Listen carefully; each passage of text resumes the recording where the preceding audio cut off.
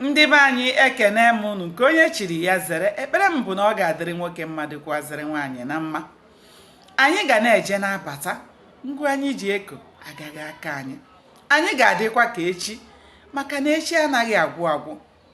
Aka m bụkwa nwanne unu nwaanyị Oriakụ Uju Anyanwụ, onye nkụzi Igbo n'iru akwụkwọ abụmụta asụsụ Igbo. Biko ọ bụrụ na ị naghị esonyere m, gbanị ya na-esonyere m, ọ bụkwanụ mmadụ ka eji aka.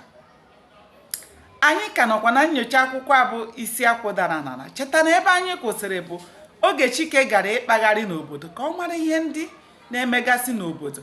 Nke a gwara anyị na ọ gara na ọ hụrụ ọtụtụ ihe n'ụzọ ahụ, ma ndị na-agba anya mmiri.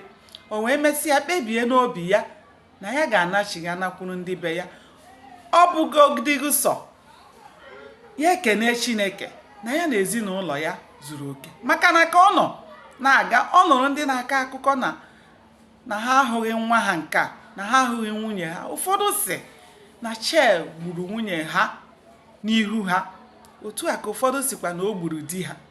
Chike wee sị na ọ bụnaghị sọ nke a, na ya na ndị ezinụlọ ya zuru oke, na ọ bụ n'ihi amara Chineke.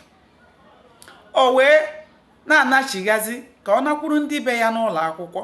O wee nụ ka otu onye kpọrọ ya osisi na-amị ego. Ọ tụgharịa mana ọ hụghị onye na-akpọ ya.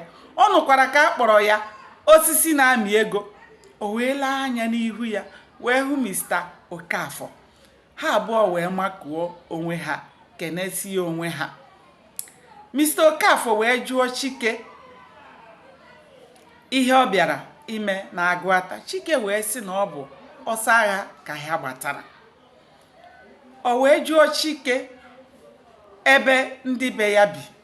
Chike wee sị ya na o nweghị ebe ha bi, na ha kwasara ngwongwo ha nọdụ n'ụlọ akwụkwọ ebe ndị gbasara ọsọ ọgụ ọsọ agha nọ. Mr. Okafọ wee sị gịnị? Na ya ekwekwana ka ntị abụọ nụ ya. Ọgaranya dị ka ya, osisi na-amị ego, aka ji akụ. Maka Mr. Okafọ na Chike ha abụọ bụ ndị chụkọrọ oke na ngwere. Mr. Okafọ wee sị ya ekwuzikwana na ya nwere ụlọ na be ya, na ụlọ ha nwere ụmụnne ya niile gawara amị, n'ọsọ naanị ya nọ n'ụlọ ahụ, na ya na-achọ onye ga na-ekposa ya ọkụ na ya bụ ụlọ. Unu ahụlanụ ka Chineke si ebuni mmadụ enu, wee siri aka Mr. Okafọ wee nye Chike ụlọ. Mr. Okafọ ekweghị ya kwucha, wee sị ya bịa ka ha abụọ gawa n'ụlọ akwụkwọ gakwata ngwongwo ha. Otu a ka ha si wee kwata ngwongwo Chike wee bịa biri na be Mr. Okafọ. Ndị be anyị, unu ahụna ka Chineke si arụ ọrụ ebube. Ya na ndị be ya wee biri wee na-ele ụwa, wee na-eche mgbe agha ga-ebi. Ndị be anyị, ekwuru m na ọ bụ nwata na-amaghị agha na-akpọ ya aya. Aga m akwụsị ebe a, ka ya bụ ọhịa dị ka ọ bụ na enwe amaghị ya. Ụbọchị ọzọ ka anyị bido ebe anyị kwụsịrị. Aka m bụkwa nwanne ụlọ nwaanyị Oriakụ Uju Anyanwụ. Biko pịara m aka na share button, tụsara m ozi a.